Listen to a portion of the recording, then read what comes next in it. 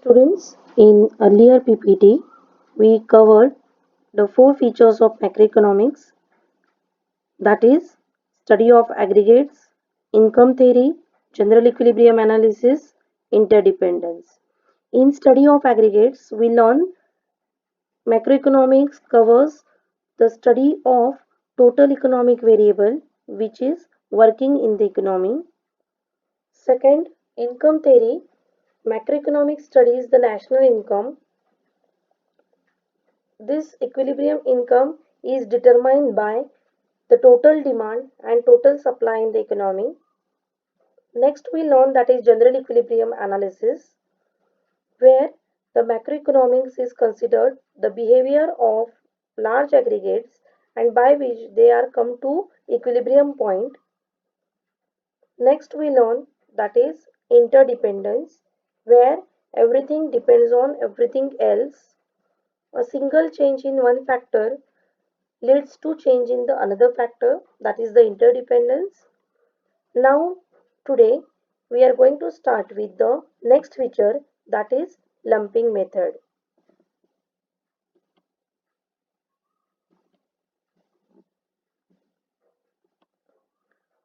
Lumping method means the study of large area.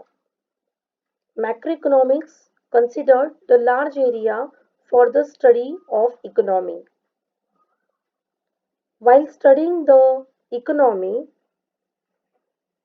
this approach not slice the economy but considered the whole economy. So macroeconomics use lumping method to study the economy as a whole.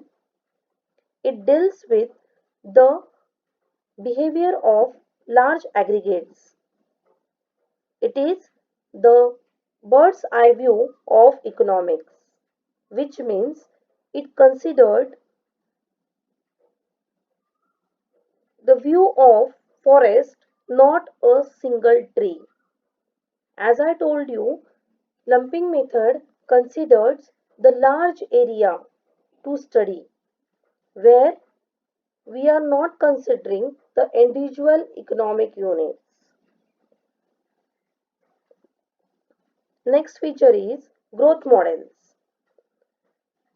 Growth models are the models which is given by the different economics and which is implemented in the economy where the development is required.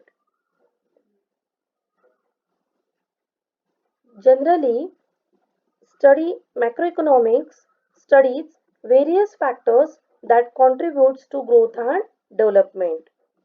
These growth models are useful to developing nation as well as the underdeveloped nation. It helps to study the economic development. For example, in India, Mahalanobis and Mahalanobis model is get implemented for basic heavy industries. He is the statistician and economist of India during second 5-year plan. With the help of Honorable Pandit Jawaharlal Nehru, Mahalanobis implemented this model in industrial sector, by which we can attain the good development and growth in this sector. Mahalanobis Mahalanobis aims at creating the industrial based economy. As well, he wants a country should be self-reliant in capital goods sector. His model helps us to discourage the import of capital goods. So it is useful to our nation to become a developing one. Next feature is general price level, which means it is the average of all prices of goods and services produced in a country. General price level includes inflation and deflationary situation. These two situations are determined in macroeconomics, where we study the changes in these particular price levels and the causes and fluctuations in these particular changes and studied in macroeconomics. Now, let me take the example of inflation. Students, inflation means rise in price levels. In inflationary situation, the prices of goods and services increases, which is shown in this particular image. But the value of money goes down. In this particular price level, that is inflationary condition, the supply of money increases but the value of money decreases.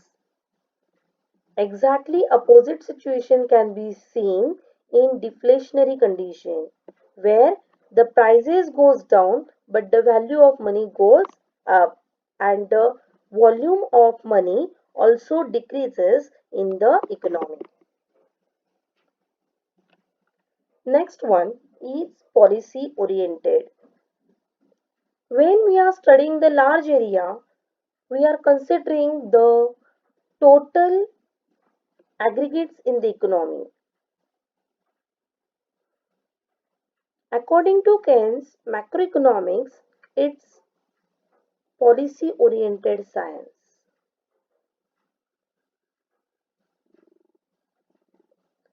in which by doing the study of large area, we can implement it in different sectors by using the policies.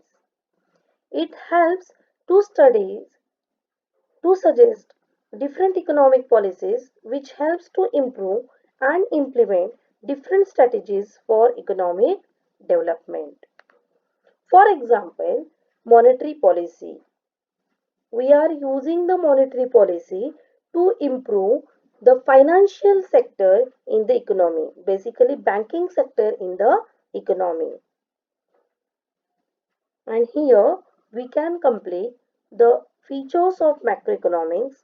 In next slide, we continue with the importance of macroeconomics. Thank you.